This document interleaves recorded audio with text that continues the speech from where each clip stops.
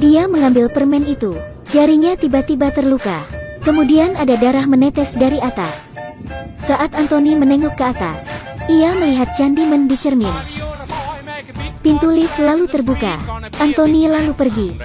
Saat di rumah, ia fokus membuat banyak lukisan. Ia lalu berhenti saat ada telepon. Anthony lalu menemui seorang seniman untuk mendiskusikan pameran lukisan. Saat Anthony pulang, ia melihat cermin. Anehnya, bayangannya menjadi Candyman. Ia lalu pergi ketakutan. Setelah itu, seniman itu mati dibunuh Candyman. Saat mendalami catatan Helen, Anthony semakin bingung. Ia lalu menemui Burke lagi. Burke mengatakan, Candyman tidak sendirian. Ia adalah simbol ketertindasan kulit hitam. Burke lalu bercerita tentang Candyman pertama.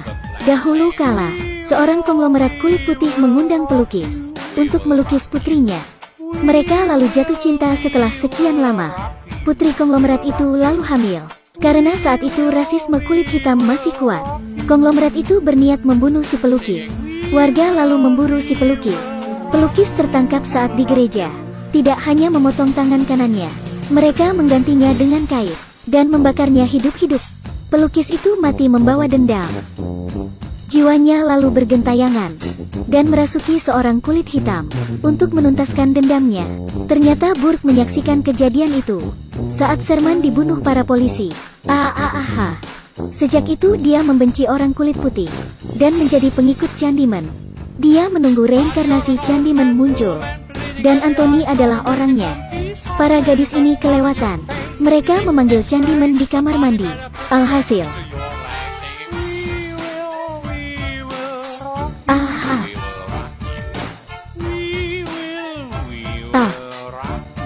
semua itu berawal dari Anthony yang memanggil Candyman. Lalu, karena obsesinya, gambar Candyman muncul di kepalanya. Ia lalu memproyeksikan gambar itu lewat lukisan. Lalu, luka di lengannya menyebar ke seluruh tubuh. Ia lalu dirawat di rumah sakit. Tragedi kamar mandi lalu disiarkan. Anthony yakin itu salah korbannya. Namun ia penasaran. Ia lalu pergi ke rumah ibunya. Saat ibunya melihat kondisi Anthony, ia lalu bercerita. Ternyata Anthony diculik oleh Helen. Namun, bukan atas kehendaknya. Saat itu Helen dirasuki Candyman. Anthony lalu terpilih sebagai penerus Candyman. Sebelum ia mati, Helen bangun di menit terakhir. Dia mengembalikan Anthony ke ibunya karena tak mau dirasuki. Ia memilih mati dengan terjun ke kobaran api. Setelah mendengar cerita itu, Anthony pergi ke kawasan di mana Candyman tinggal. Pada saat yang sama, Brianna datang ke Binatu Burke. Ia lalu menemukan topi Anthony. Setelah berusaha mencari Anthony, ia pergi. Tapi ternyata pintunya terkunci. Tiba-tiba Burke muncul dan menculik Brianna. Saat Brianna bangun, ia disekap di dalam gereja. Tidak hanya itu, Burke lalu melaporkan pada polisi. Dia menemukan pelaku pembunuhan berantai. Anthony juga diikat Burke. Burke lalu memberitahu Brianna. Dia hanya ingin memanfaatkan Candyman atas dendam pribadinya. Setelah itu, ia memotong lengan Anthony dan memasang kait. Untungnya, Brianna berhasil melarikan diri karena Burke ingin memfitnah Brianna sebagai pembunuh berantai. Ia mengejar Brianna sampai dapat, tapi Burke dibunuh oleh Brianna. Setelah Anthony sadar, Brianna memeganginya. Namun, Anthony tewas kehabisan darah. Polisi lalu tiba. Sebelum Brianna menjelaskan, polisi melepas tembakan. Sejarah terulang lagi. Anthony mati mengenaskan, dan Brianna ditetapkan sebagai tersangka.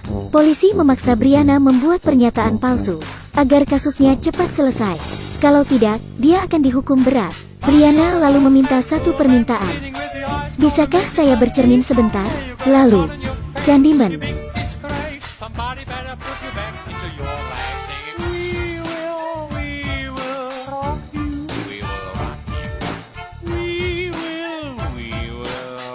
Setelah Candyman membunuh semua polisi, Brianna lalu sadar.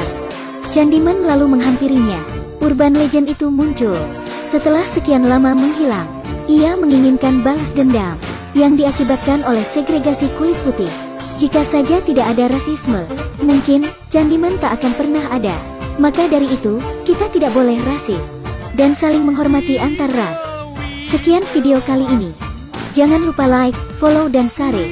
Sampai jumpa di video selanjutnya.